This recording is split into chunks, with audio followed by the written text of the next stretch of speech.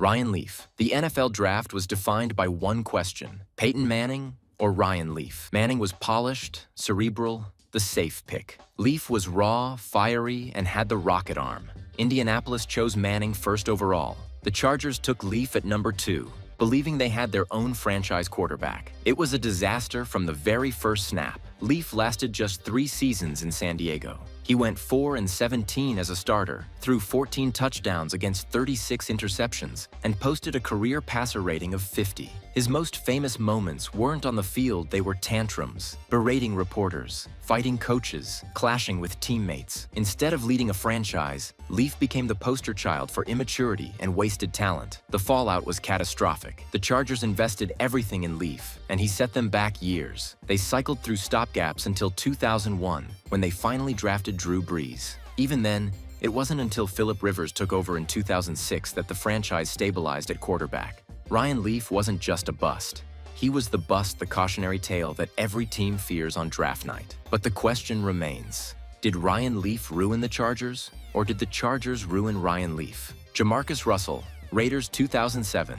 The Oakland Raiders held the #1 overall pick and were desperate for a savior, the face of the franchise, the quarterback to bring them back from irrelevance. That's when JaMarcus Russell entered the spotlight. At LSU, he was a physical marvel, 6 feet 6 inches, 260 pounds, with the kind of arm that made scouts go wide-eyed. He could throw the ball 70 yards flat-footed. He could launch it 50 yards from his knees. His college highlight reel looked like something out of a video game. At his pro day, he uncorked a 70-yard bomb with ease and left jaws on the floor. Al Davis was sold. The Raiders made him the first overall pick in 2007, handing him a 6-year, $61 million contract with $32 million guaranteed, the richest rookie deal in NFL history at the time. Before he even took a snap, he was the highest-paid player on the roster. Oakland believed they had their franchise cornerstone. Instead, they drafted one of the greatest busts in NFL history. Russell's career lasted just 3 seasons. He went 7-18 as a starter, completed only 52% of his passes, and threw 18 touchdowns against 23 interceptions. His passer rating? A dismal 65.2. But the numbers only tell half the story. His conditioning was a constant issue. He showed up to camp overweight year after year, at one point ballooning close to 300 pounds. Coaches questioned his preparation, handing him blank DVDs labeled game film just to test him. Russell came back the next day claiming he had watched the film proof he hadn't even bothered to check. By 2009, he had completely lost the locker room. His work ethic was non-existent, his confidence gone, his arm strength wasted by poor fundamentals. The Raiders released him after just 3 seasons, eating millions of dead money and leaving the franchise adrift. The fallout was catastrophic. Oakland spent nearly a decade trapped in quarterback purgatory. From 2007 to 2013, they cycled through JaMarcus Russell, Andrew Walter, Jamarcus Gradkowski, Jason Campbell, Carson Palmer, and Matt McGloin. It wasn't until 2014, when Derek Carr arrived, that the team finally found stability again. Russell didn't just bust. He became the symbol of wasted potential in the NFL. A once-in-a-generation arm, destroyed by apathy, poor conditioning, and a franchise willing to throw everything at a player who never wanted to put in the work. The question lingers: was JaMarcus Russell simply the biggest bust in NFL history, or was he proof that no amount of talent can save you if you don't care? Akili Smith, Bengals 1999. The Cincinnati Bengals were desperate to find their franchise quarterback. The NFL was entering a new era of passing, and Cincinnati was tired of irrelevance. With the 3rd overall pick, they locked in on Akili Smith, a raw prospect out of Oregon who had exploded in his 1 full season as a starter. Scouts drooled over his size, athleticism, and rocket arm. In a draft loaded with quarterbacks Tim Couch, Donovan McNabb, Dante Culpepper, the Bengals believed they had found their lucky charm. The hype was enormous. Smith signed a 7-year, $56 million rookie deal with $10.8 million guaranteed, massive money for the time. Cincinnati had passed on a blockbuster trade offer from the Saints, who reportedly wanted to give up their entire draft just to move up. The Bengals said no. They thought they'd found their man. But from the moment Smith took the field, it was clear the gamble had backfired. He started just 17 games across 4 seasons. His numbers were disastrous: 5 touchdowns, 13 interceptions, and a 3-14 record as a starter. His mechanics were sloppy, his accuracy non-existent, and his confidence crumbled almost immediately. In 2000, Smith threw just 3 touchdown passes all year while being picked off 6 times and sacked 26 times. By 2002, he was out of the league completely.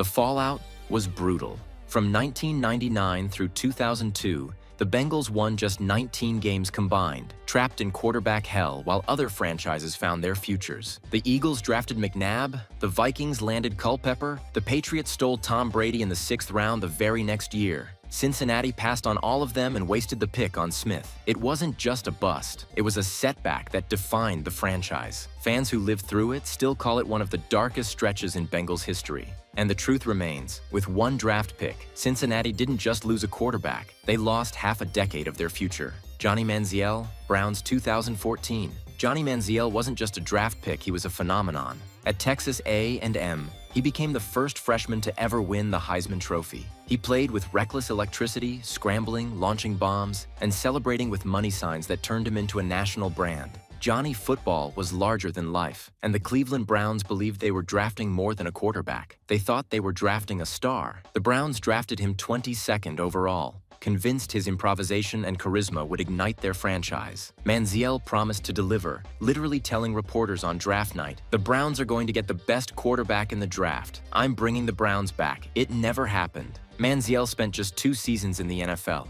He started 8 games, won only 2, and finished with 7 touchdowns, 7 interceptions, and a 74.4 passer rating. But the stats were almost irrelevant compared to the chaos. He missed team meetings, partied in Las Vegas under fake names, showed up to practice hungover, and even admitted years later that he never studied film. He openly told coaches he didn't know the playbook. By 2016, he was gone from the league. Not traded, not injured, just out. The fallout for Cleveland was brutal. Once again, the Browns had gambled on a quarterback to end decades of misery, and once again, they were left empty-handed. From 1999 to 2017, the Browns started 26 different quarterbacks. Manziel wasn't just another name on the list. He was the face of the dysfunction, the most infamous draft swing in their long line of failures. Johnny Manziel wasn't a quarterback. He was a brand, a mirage, a storm of hype and ego that vanished the moment reality set in. For Cleveland, it wasn't just a bust. It was another scar, another wasted chance, another lost era. Tony Mandarich, Packers 1989. The NFL draft was loaded with Hall of Fame talent. Barry Sanders, Derek Thomas, Deion Sanders. Legends waiting to be chosen. With the 2nd overall pick, the Green Bay Packers passed on all of them for a mountain of a man named Tony Mandarich. Nicknamed the Incredible Bulk, Mandarich was billed as the most dominant offensive line prospect ever. 6'6", 315 pounds, with freakish speed and strength. He graced the cover of Sports Illustrated, which called him the best offensive line prospect ever. Scouts said he was a lock to be an All-Pro. Instead, he became a disaster. Mandarich started just 3 games in 3 seasons. He was too slow, too stiff, and too unrefined to handle NFL defenders. Whispers of steroid use swirled, and by 1992, he was out of football completely. While Sanders and Thomas and Deion all became icons, the Packers were left holding one of the most infamous busts of all time. The fallout was devastating. Green Bay wasted a once-in-a-generation draft class. Instead of surrounding their roster with a Hall of Fame talent, they squandered the pick on a lineman who never lived up to the hype. It wasn't until Brett Favre and Reggie White arrived years later that the Packers climbed out of irrelevance. Tony Mandarich wasn't just a bust. He was the missed opportunity that defined a franchise. 1 pick, 3 legends passed over, and a name that still symbolizes what happens when hype devours reality. Charles Rogers, Lions 2003. The Detroit Lions needed a star. They held the number 2 overall pick, and staring them down was Charles Rogers, a hometown hero out of Michigan State. At 6'3", with 4.3 speed and leaping ability to dominate defensive backs, Rogers looked like the next great NFL wideout. He broke the NCAA record for consecutive games with a touchdown catch. He was compared to Randy Moss. To Detroit, he wasn't just a draft pick. He was supposed to be the face of the franchise. The Lions paid him like it. Rogers signed a 6-year, $39.5 million contract with $14.4 million guaranteed. Detroit fans thought they finally had their superstar.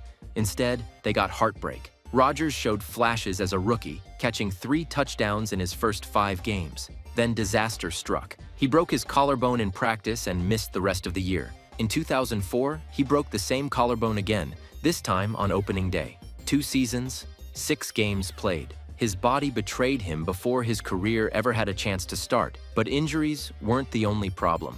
Rodgers failed multiple drug tests, served suspensions, and clashed with coaches about his conditioning and preparation. By 2006, the Lions cut him. His career totals: just 36 catches for 440 yards and 4 touchdowns across 3 lost seasons. The fallout was devastating for a franchise already drowning in failure. From 2003 to 2006, the Lions drafted 3 wide receivers in the top 10: Rodgers, Roy Williams, and Mike Williams. Only Roy had a modest career, but none became the superstar Detroit needed. While other teams landed cornerstones, the Lions wasted premium picks on receivers who never delivered.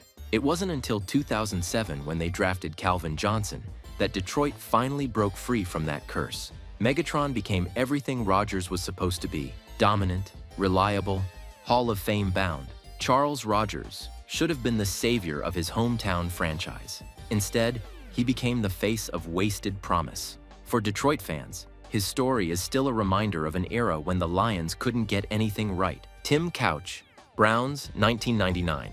The Cleveland Browns were back. After 3 years without a team, the franchise was reborn, and with the very first pick of the draft, they wanted a quarterback to build everything around.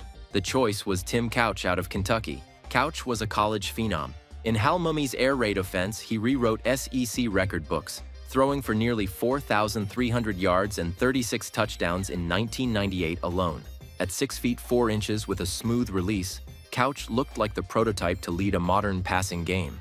The Browns saw him not just as their quarterback, but as the foundation of their future. Instead, they drafted into a disaster. Couch walked into an expansion roster with no offensive line, no weapons, and no chance. He was sacked 56 times as a rookie, battered behind a line that couldn't protect him. By the end of his first 2 seasons, he had been sacked over 100 times. His mechanics broke down, his confidence shattered, and the injuries piled up. Across 5 seasons, Couch went 22 and 37 as a starter. He threw 64 touchdowns against 67 interceptions, never posted a passer rating above 77, and never became the franchise cornerstone Cleveland needed. His one playoff start came in 2002, and even that was cut short by injury. By 2003, he was out of Cleveland. By 2007, he was out of football. The fallout was devastating for the Browns. Couch was supposed to be the rebirth of a franchise. Instead, he became the first name on what would grow into the longest-running quarterback carousel in NFL history. Since 1999, Cleveland has started more than 30 different quarterbacks, from Couch to Brady Quinn to Brandon Weeden to Johnny Manziel to Baker Mayfield and beyond. The so-called Browns QB curse began the day they drafted Couch. And that's the brutal truth. Was Tim Couch really a bust? Or was he destroyed by a franchise that never gave him a chance? Vernon Gholston, Jets, 2008. The New York Jets had the 6th overall pick and were chasing one thing: a pass rusher who could dominate games. They thought they found him in Vernon Gholston out of Ohio State. On paper, Gholston was a freak, 6'3", 266 pounds, with explosive strength and speed. He had crushed the combine, running a 4.640, benching 225 pounds 37 times, and posting a 35-inch vertical. He looked like a once-in-a-decade athlete. At Ohio State, he piled up 14 sacks his final year, bullying tackles and looking every bit the part of an NFL terror. Scouts said he'd be the next great edge rusher. Then the games started. Across 3 seasons in New York, Vernon Gholston never recorded a single sack, not one. For a player drafted to harass quarterbacks, it was unthinkable. He struggled to shed blocks, showed no instincts, and vanished on Sundays. In 45 career games, he produced just 42 tackles. By 2010, he was gone. The fallout was brutal for the Jets. That 2008 roster had a playoff-caliber defense under Rex Ryan, but without pressure off the edge, their window closed. Wasting a top 6 pick on a player who gave them nothing left a hole they couldn't fill for years. While the Jets cycled through defensive line misses, other franchises were landing cornerstones like Chris Johnson, Aqib Talib, and Joe Flacco later in that same draft. Gholston became something rare, not just a bust, but a ghost. He wasn't injured, he wasn't suspended, he was simply invisible. Drafted to terrorize quarterbacks, he never touched one. The question still lingers. Was Vernon Gholston the least productive top 10 pick in NFL history? If you want more stories of NFL greatness and collapse, hit subscribe, drop a like, and stick around. The next chapter of football history is already waiting.